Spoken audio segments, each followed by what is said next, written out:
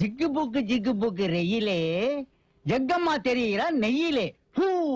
ஜாமி சற்று பொறும். முதலில் வந்தவர்களை பார்த்துவிட்டு பிறகுதான் நீ. குழந்தாய், உனக்கு என்ன வேண்டும்? எனக்கு கல்யாணம் ஆகி 5 வருஷம் ஆகுது சாமி.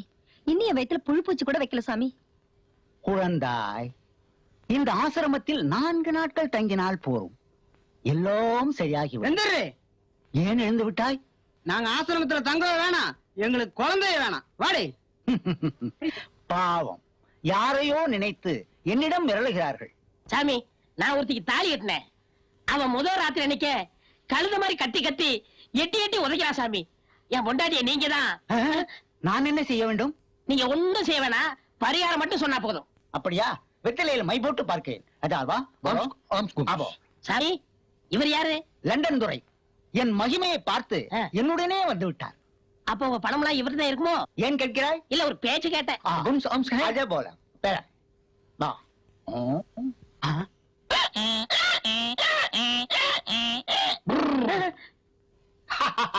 கண்டுபிடித்து விட்டேன். நீ சிறுவனாக இருக்கும் பொழுது ஒரு ஆண் கழுதையும் பெண் கழுதையும் சந்தோஷமாக இருந்தது. அதை நீ கல்லால் அடித்து விட்டாய். அந்த கல் படாத இடத்தில் பட்டு அந்த ஆண் கழுதை இறந்து விட்டது. விதவை பெண் கழுதை இட்ட சாபம்தான் உன் பெண்டாட்டியிடம் வந்து சேர்ந்திருக்கிறது. ஐயோ சாமி, இதுக்கு பரிகாரமே இல்லையா? இருக்கிறது. அபாக்கா சுபாக்கா துபாக்கா.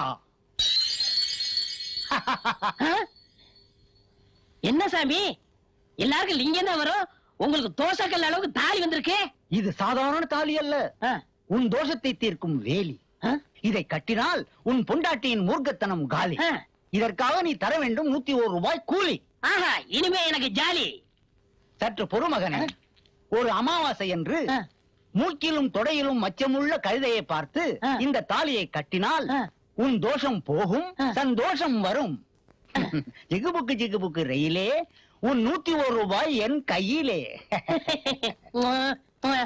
Orange ice, lemon ice, mango ice, grape ice, சாத்துக்குடி ஐஸ் இதெல்லாம் இல்ல. உண்மையை சொல்லி விக்கிறேன். இதான் தவக்கல் ஐஸ். ஓ, நீதானா? ஏய், தம்மா தூண்டுறதுக்கு ஐஸ் வைக்கிறியா? ஒசரம் வந்தா ஏனில வித்திருப்பேன். எத்தனை நாளாக ஐஸ் வைக்கிற? முந்தான முடிச்சு வந்தது பாத்தியா? அதுல இருந்து வித்துக்கிட்டு கிடக்குறேன். இனிமே இந்த ஸ்கூல் முன்னாடி யாரும் ஐஸ் வைக்க கூடாது. யாருப்பா நீ? என்ன ஐஸ் விக்கிறா சொல்றதுக்கு? எனக்கு எதிர்கட போல நீ ஐஸ் பட்டியோட வந்துட்டியா? இது ஐஸ் பட்டி இல்லடா, ஹார்மோனிய பட்டி. நான் இந்த பள்ளிக்கூடத்துக்கு புதுசா வந்திருக்க பாட்டு வாத்தியார். போயா, பாட்டு சொல்லி குடியா? நான் அவங்களுக்கு பாட்டு சொல்லி தரணும்னா அவங்களுக்கு குரல் நல்லா இருக்கணும். இந்த மாதிரி ஐஸ்லாம் சாப்பிட்டா அவங்க குரல் கேட்டு குட்டிச்சோரா போயிடும். அதனால நீ இங்க ஐஸ் வைக்க கூடாது. முதல்ல கிளம்பு. என்ன பண்ணுவனா? தூக்கி போட்டு மிதிச்ச ஐஸ் மாதிரி கரைஞ்சிருவேன். நீயும் பொட்டியை வச்சு பொழைக்கிற, நானும் பொட்டியை வச்சு பொழைக்கிறேன். பொட்டிக்கு பொட்டி மோதியா பாக்குற? உன் பொட்டியை விட என் பொட்டி பெருசு.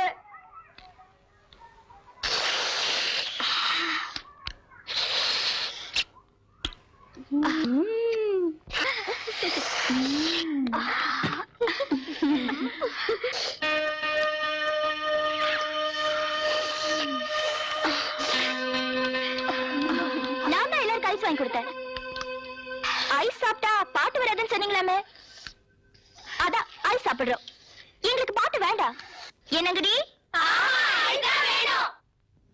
உங்ககிட்ட பேசி பிரயோஜனம் இல்ல, நான் ஹெட் மாஸ்டர்ட்ட பேசிக்கிறேன்.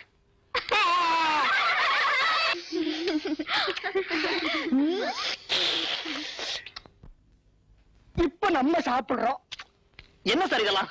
ஐஸ் பாட்டுக்கு எதிரின்னு சொன்னீங்களாமே. ஆஸ்மாவுக்கு பரம எதிரி இருந்தாலும் நான் சாப்பிடுறேன். ஏன் சொன்னது யாரு? தெய்வான. தெய்வான சொன்னா தெய்வத்தோட ஆன மாதிரி. சார், பாத்துக்கிட்டே இருங்க. கூடிய சீக்கிரமே மாணவிகளுக்கு இசையில ஒரு ஈடுபாட உண்டாக்குறேன். போன வருஷம் மண்ட ஓட்டோட ஒருத்தர் வந்தாரு. யாருன்னு கேட்டா சயின்ஸ் வாத்தியார்னாரு. தொழில் அவ்வளவு ஆர்வம். மண்ட ஓட்ட காட்டியே மாணவிகளை தம்பக்கம் இழுக்கலாம்னு முயற்சி பண்ணாரு. முடியல. இப்போ எதை காட்டி மாணவிகளை தம்பக்கம் இழுத்துக்கிட்டு இருக்காரு தெரியுமா? மாணவ மணிகளே, இதுதான் சூப்பர் ஸ்டார் ரஜினிகாந்தனுடைய உடல் அமைப்பு. ஸ்டைலாக தன் கையால் இப்படி சீவுகிறாரே, அது இந்த கை எலும்பால் தான். எதிர்களை காலால் பந்தாடுகிறாரே, அது இந்த கால் எலும்பால் தான். அதோ தெரிகிறதே, அது குஷ்பு. அவருடைய உடல் அமைப்பை பற்றி நாளை உங்களுக்கு விளக்கமாக கூறுகிறேன். இன்று இத்தோடு பாடத்தை முடித்துக் கொள்கிறேன்.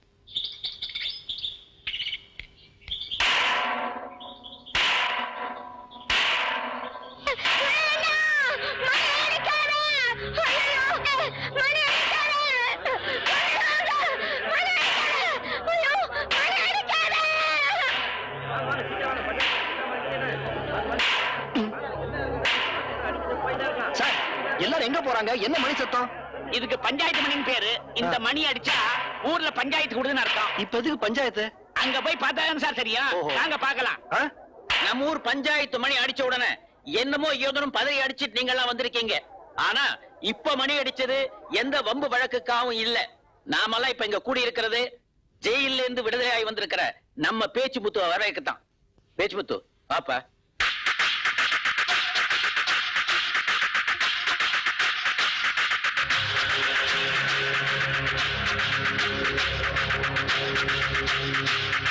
நம்ம ஊர் மானம் மரியாதை கட்டுப்பாடு இதெல்லாம் காப்பாத்துறதுக்காக ஒரு கொலையே செஞ்சுட்டு ஜெயில் தண்டனை அனுபவிச்சுட்டு வந்திருக்கான். இத ஏங்க கொலைன்னு சொல்றீங்க?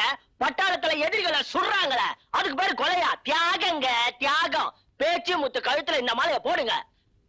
தியாகி பேச்சு முத்து.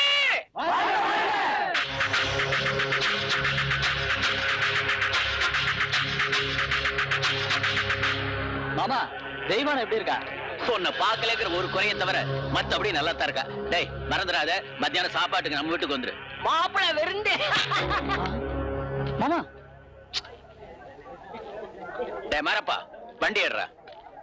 ஏன் சார் கொலைய தியாகம்ங்கறாங்க? ஒண்ணும் புரிய மாட்டேங்குது. சார், இது வரைக்கும் சிங்கம் புலி கரடின்னு இருந்த ஊருக்குள்ள புதுசா ஒரு முதல பூந்து இருக்கு. அத கிராஸ் பண்ணீங்க, உங்க முதலுக்கே மோசமாயிடும். ஜாக்கிரதை. வாங்க போலாம்.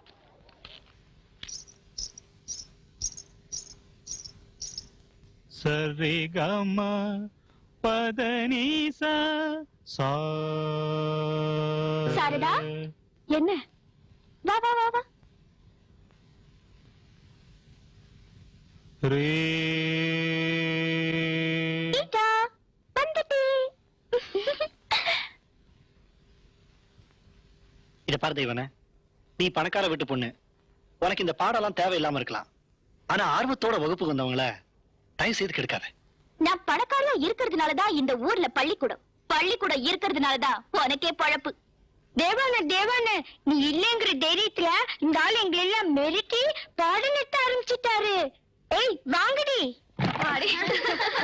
விடுதலை விடுதலை விடுதலை விடுதலை விடுதலை விடுதலை.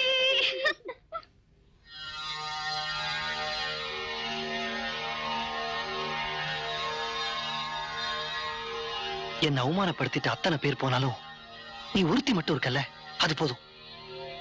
இந்த ஒரு மரத்தை தோப்பாக்கி காட்டுறேன்.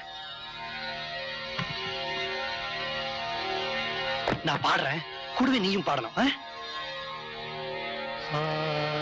ரே கம பாடுமா, பாடு.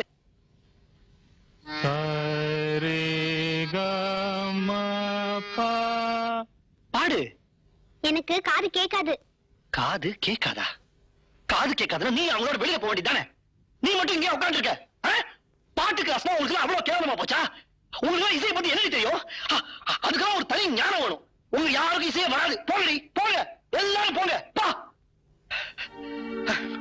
நீங்க சொல்றது எதுவுமே எனக்கு கேட்கல. ஆனா உங்களை பார்த்தா பாவமா இருக்கு சார். காது கேட்கறவங்களுக்கு உங்ககிட்ட பாட்டு கத்துக்க மனசு இல்ல. ஆனா பாட்டு கத்துக்கணும்னு நினைக்கிற எனக்கு காது கேட்கல.